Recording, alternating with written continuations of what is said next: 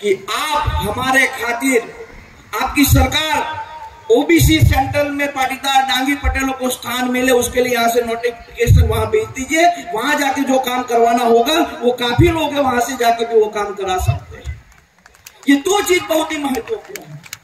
और तीसरी बहुत अच्छी और महत्वपूर्ण बात, राजनीतिक रूप से प्रतिनिधित्व देने की बात। यहाँ प्रेम भाई उसका उदाहरण, जब मैं पुष्कर जी के वहां घर पे रहता था तो मेरे माथे पे ऋण था, मैं तो गुजरात चला गया वापिस। फिर आपके यहाँ 2018 का राजस्थान का विधानसभा का चुनाव आया, पुष्कर जी का टिकट काट दिया था। उस समय मैं कांग्रेस में था। पुष्कर जी ने मुझे बताया कि हार्दिक भाई, पूरे राजस्थान में एक भी डांगी पाटीदार को टिकट नहीं मिला, हमें जो यहां से मिलती थी वो भी टिकट काट दी गई है। मैं उस समय कांग्रेस में था, मैं रातों रात वहां गया और राजस्थान के इतिहास में उस दिन पहली बार हुआ था कि जिसको टिकट मिली थी उसकी काट कर हमने पुष्कर जी को टिकट दिलवाई थी। लेकिन उसमें गलती किसकी? हमारी। हम उनको जीता नहीं पाए। हम लड़ेंगे, हम जो चाहते हैं वो लाना चाहेंगे, मिल भी जाएगा, लेकिन अगर उसमें हम सफल नहीं होंगे तो फिर क्या होगा? राजनीतिक रूप से हमें जितनी शक्ति का इस्तेमाल करना है वो समय पर करना है, बाकी चीजों पे नहीं। यहां से 10, 15 चीज, 20 चीजें बोली गई, मुझे अच्छी लगी, मैंने सुना, लेकिन उसमें पाटीदारों की बात कितनी थी? बहुत कम थी। हम पाटीदार सब लोगों का झंडा लेके घूमते, सब लोगों का नेतृत्व करते, लेकिन जब हमें कोई तकलीफ होती है तो जिसका झंडा लेके हम घूम रहे हैं वो हमारे साथ नहीं खड़ा रहता, और उसके कारण हमें तकलीफ होती है। आज यहां से 2-4 चीज की बात हुई, मंडी की एक बात हुई, चलिए हम बात करते हैं। तो किसान आप अकेले हैं? किसान तो बाकी कौम भी है। अगर आप उनसे कहिए कि चलो हमें मंडी के लिए लड़ना है, बोले कि नहीं, मार खाएगा पटेल, लाभ लेंगे हम, जेल में जाएगा पटेल, लाभ लेंगे हम।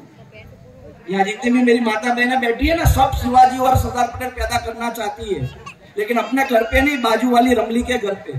मरे तो उसका बेटा मरे, लाभ तो हम ले। ऐसा ही होता है। उसी प्रकार हमारा उपयोग ना हो जाए, हमारा कोई फायदा ना ले जाए, उसका ध्यान भी पाटीदारों को जरूरत रखना है साथी। क्योंकि हम उत्साह में रहते हैं, वो खून है सरदार पटेल का, इसलिए कुछ भी हो पहले निकल जाते हैं। और कई बार ऐसा होता है, जब झगड़ा होता है ना, तो पहले तो हम 10-15 लोग, 25 लोग लाकड़ी लेके निकल जाते, जो पहला होता है वो अकेला ही रहता, 14 तो निकल गए। और एक बात बता दूं, हमारे गुजरात में कहावत है, आपके यहाँ भी थोड़ी गुजराती में वो कहावत चलती होगी, कि जब खेत हमारा होता है और जब हम खेत पे जाते हैं और मान लीजिए कि कोई पशुपालन पालक हमारा खेत में भैंस चरा रहा है, गाय चरा रहा है, खेत को खराब कर रहा है, तो हमारे वहां एक कहावत बोली जाती है कि 5 भाई वही हो, सीधे चढ़ता वार कर जे। उसका मतलब होता है हम 5 भाई हमारे खेत में आने से पहले 10 बार सोच लेना, एक जेल में चला जाएगा, 4 फिर भी खेती कर लेंगे। लेकिन ये बात कब कर सकते हैं? जब हम एक हो।